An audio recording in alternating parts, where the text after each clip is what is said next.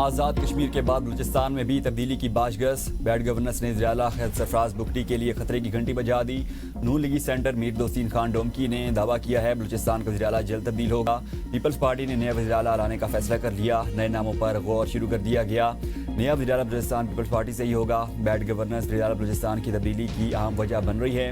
دوسری جانب وزیراعلیٰ بلوچستان کو اپنی ہی جماعت پیپلز پارٹی کے اراکین اسمبلی چھوڑنے لگے۔ پیپلز پارٹی کے پارلیمانی سیکرٹری لیاقت لیڑی نے بھی وزیراعلیٰ بلوچستان کو تبدیل کرنے کی تصدیق کر دی۔ کہا کوشش ہے کہ کوئی نیا چہرہ سامنے لائیں۔ اکثریت وزیراعلیٰ کی تبدیلی چاہتی ہے۔ پیپلز پارٹی بلوچستان کے پارلیمانی لیڈر میر صادق عمرانی کا کہنا ہے تبدیلی سے متعلق آسرائیاں بے بنیاد ہیں۔ سرفراز بگٹی کو تمام اتحادی جماعتوں کا مکمل اعتماد اور حمایت حاصل ہے۔ وفاقی وزیر احسن اقبال کا کہنا ہے بلوچستان میں شراکت اقتدار کے فارمولے پر اتفاق ہوا تھا۔ اگلے 2.5 سال کے لیے نون لیگ کا وزیراعلیٰ بلوچستان نامزد ہونا چاہیے۔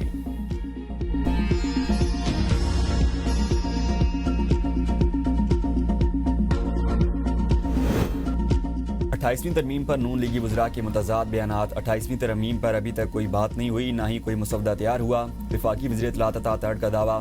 کہا 28ویں ترمیم پر سیاسی جماعتوں اور صوبائی حکومتوں سے بات کی جائے گی۔ صوبوں کی مرضی کے بغیر NRC ایوارڈ میں رد و بدل نہیں ہوگا۔ 18ویں ترمیم کو رول بیک نہیں کیا جائے گا۔ نئی صوبوں کے قیام ابھی کچھ کہنا قبل از وقت ہے۔ بحث چل رہی تھی کہ جس صوبے کی زیادہ آبادی ہے اس کو زیادہ شیئر ملے۔ آبادی کے تناسب سے فنڈز ملیں گے تو آبادی بڑھتی رہے گی۔ وزیر مملکت قانون بیرسٹر عقیل کا کہنا ہے 28ویں ترمیم پر کام شروع کر دیا۔ 27ویں ترمیم کے وقت MQM نے کچھ تجاویز رکھی تھیں۔ MQM کو یقین دہانی کرائی تھی کہ 28ویں ترمیم میں تجاویز پر عمل کیا جائے گا۔ بلدیاتی قانون سے متعلق MQM کی تجاویز کو 28ویں ترمیم میں شامل کیا جائے گا۔ بلدیاتی قانون سے متعلق کئی مسائل ہیں جن پر بات ہونا ضروری ہے۔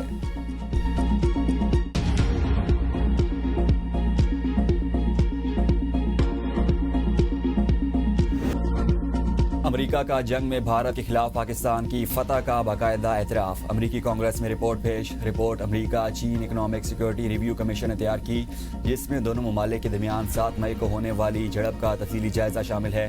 رپورٹ کے مطابق اس مختصر اور شدید لڑائی میں پاکستان کو واضح برتری حاصل ہوئی۔ پاکستان کی جیت میں چین کا اہم کردار رہا۔ پاکستان نے بھارتی رافیل طیارے گرانے میں چین کی ٹیکنالوجی کا استعمال کیا۔ پاکستان نے چینی انٹیلیجنس کا بھی فائدہ اٹھایا۔ یہ پہلی مرتبہ تھا جب چین کے جدید ترین ہتھیار، جن میں HQ-9 میزائل دفاعی نظام، PL-15 year to year missile اور J-10C لڑاکا طیارے شامل تھے۔ چین کو پاک بھارت جنگ سے اپنے ہتھیاروں کو آزمانے کا بہترین موقع ملا۔ بھارت نے اعتراف کیا پاکستان نے 109 ملٹری اہداف کو نشانہ بنایا۔ بھارت کا الزام ہے کہ جنگ کے دوران چین نے براہ راست پاکستان کی مدد کی۔ پاکستان کی کامیابی کو دیکھ کر انڈونیشیا نے رافیل طیاروں کی خریداری کا منصوبہ ختم کر دیا۔ رافیل طیاروں کی عالمی ساکھ کو بھی نقصان پہنچا۔ چین نے جون 2025 میں پاکستان کو J-35 جدید لڑاکا طیاروں کے KJ-500 ایئر کرافٹ اور بیلسٹک میزائل دفاعی نظام کی فروخت کی منظوری دی۔ پاکستان نے اپنے 2025-2026 کے دفاعی بجٹ میں بھی 20% اضافے کرنے کا اعلان کیا، جس کے نتیجے میں مجموعی سرکاری بجٹ میں کمی کے باوجود دفاعی اخراجات بڑھ کر $9 ارب تک پہنچ گئے۔ بھارت دوبارہ پاکستان پر جنگ مسلط کرنے والا تھا۔ امریکہ نے بروقت مداخلت کر کے صورتحال کو بگڑنے سے بچایا۔ امریکی صدر ڈونلڈ ٹرمپ کا دعویٰ۔ سعودی ولی عہد کے ساتھ وائٹ ہاؤس میں گفتگو میں صدر ٹرمپ نے کہا دنیا میں 8 بڑی جنگیں روکیں جس پر انہیں فخر ہے۔ پاکستان اور بھارت کے درمیان ایک جنگ رکوائی اور وہ جنگ بھی روک دی جو دوبارہ شروع ہونے والی تھی۔ دونوں ممالک اب مثبت سمت میں اقدامات کر رہے ہیں۔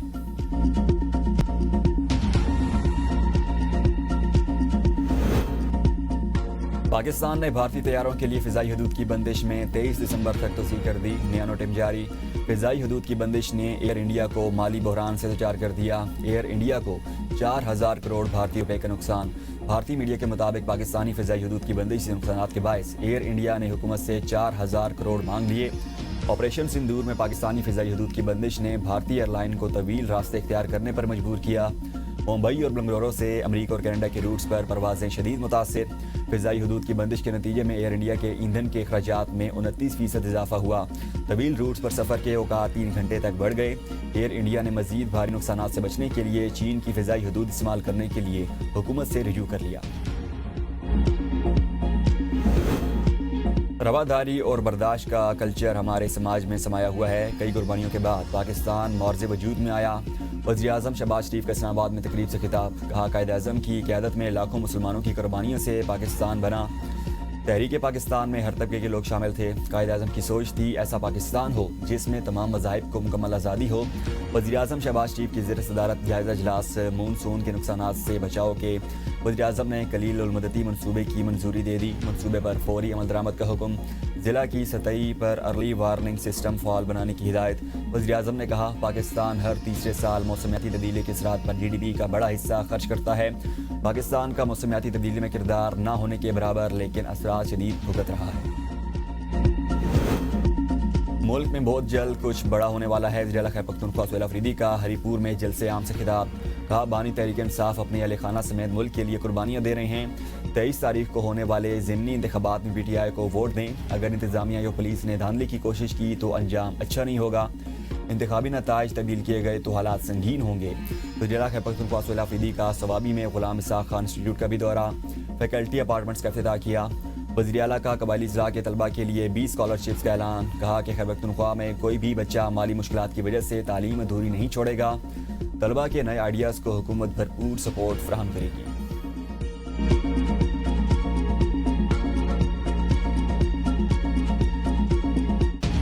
پورے پاکستان میں اور پنجاب میں خصوصاً کہتے ہیں کہ مخالفین بھی کہتے ہیں کہ کام کرتی ہے تو مسلم لیگ نون کرتی ہے.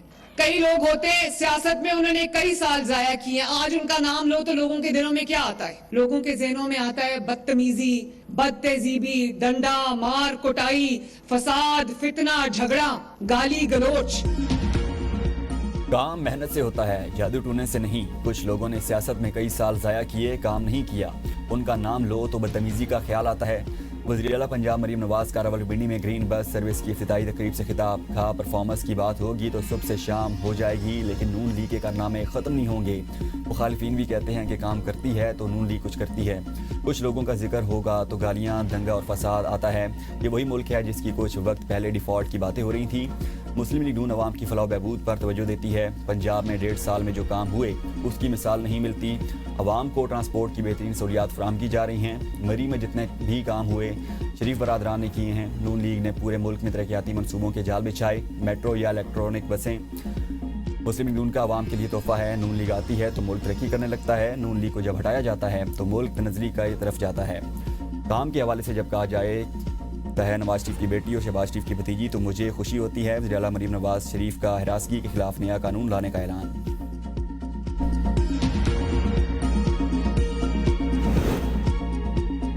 چیف جسٹس پاکستان نے جوڈیشل کمیشن آف پاکستان کا اجلاس 2 دسمبر کو طلب کر لیا. جسٹس میاں گل حسن اورنگزیب کو سپریم کورٹ کا مستقل جج بنانے پر غور ہوگا.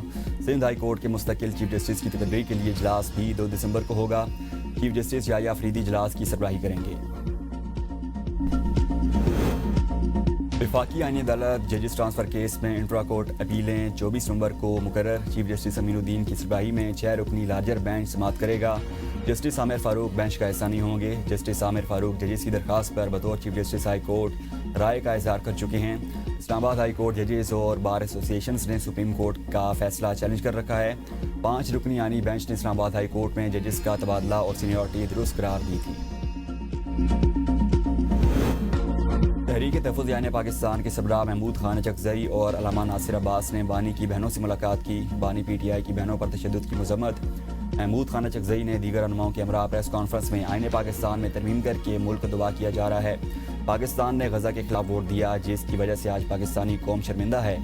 یہ حکومت بچوں اور عورتوں پر بھی ظلم کرتی ہے. ان کو عوام کا کوئی خیال نہیں. تمام سیاسی جماعتوں کو ایک ہونا ہوگا.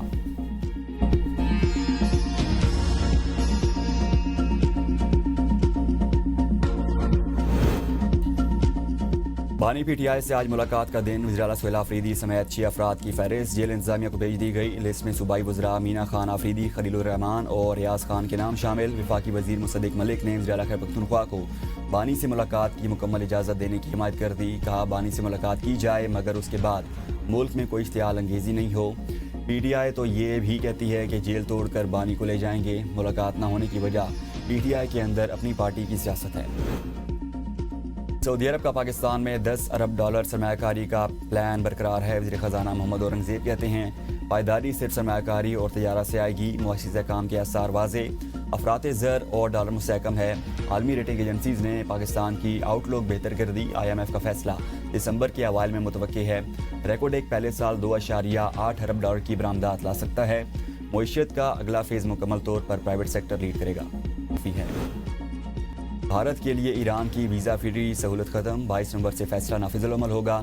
گلف نیوز کے مطابق ایران نے یہ سہولت فروری 2024 متعارف کروائی تھی، جس کا مقصد صرف سیاست اور مختصر دورے تھا. بھارتی ایجنٹ انسانی اسمگلنگ اور غیر قانونی سرگرمیوں میں ملوث پائے گئے. بھارتی ایجنٹس اپنے شہریوں کو ایران لے جا کر اغوا کا ڈرامہ کر کے لواحقین سے تاوان وصول کرتے تھے. کئی نوجوانوں کو غیر مجاز ایجنٹس نے بیرون ملک نوکریاں دلوانے کے جھوٹے وعدوں پر ایران بھیجا. اغوا اور تاوان کے کیسز بڑھنے پر ایران نے ویزے بند کر دیے.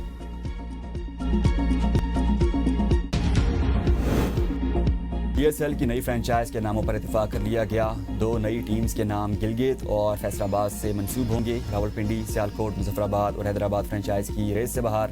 ملتان سلطانز کے ساتھ PSL مینجمنٹ کے معاملات تاحال حل نہ ہو سکے.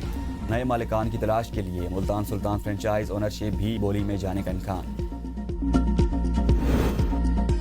سیاسی تناؤ کے باعث بنگلہ دیش ویمن کرکٹ ٹیم کا دورہ بھارت ملتوی. بنگلہ دیش کرکٹ بورڈ کی ترجمان نے تصدیق کر دی. بنگلہ دیش ویمن ٹیم نے دسمبر میں 3 ون ڈے اور 3 T20 میچز کی سیریز کھیلنے بھارت کا دورہ کرنا تھا. ترجمان بنگلہ دیش کرکٹ ٹیم کا کہنا ہے کہ BCCI نے خط کے ذریعے ہمیں دورہ ملتوی ہونے سے متعلق آگاہ کیا اور دورے کو ری شیڈول کرنے کا بتایا گیا، تاہم کوئی ٹھوس وجہ نہیں بتائی گئی. BCCI نے اگست میں بھارتی مینز ٹیم کا دورہ بنگلہ دیش بھی ملتوی کیا تھا. عالمی شہرت یافتہ انقلابی شاعر فیض احمد فیض کا یوم وفات. فیض کی شاعری میں جمہوری انقلاب پر مبنی کلام کو کمال حاصل رہا ہے. جمہوری انقلاب کی صدا بننے والا ان کا کلام آج بھی دلوں میں زندہ.